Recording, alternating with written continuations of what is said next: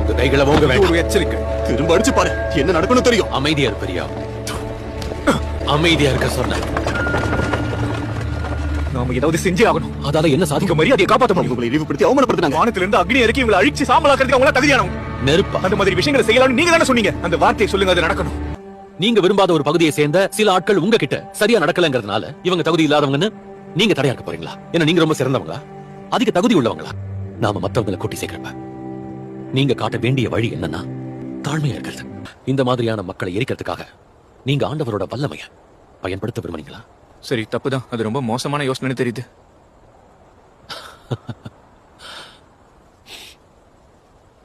நீங்க 2 பேரும் கடல்ல வீசுற புயல் போல இருக்கீங்க.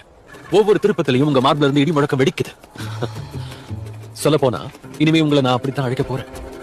யாக்கோபு மற்றும் யோவான் இடி முழக்கத்தின் மகன்கள்.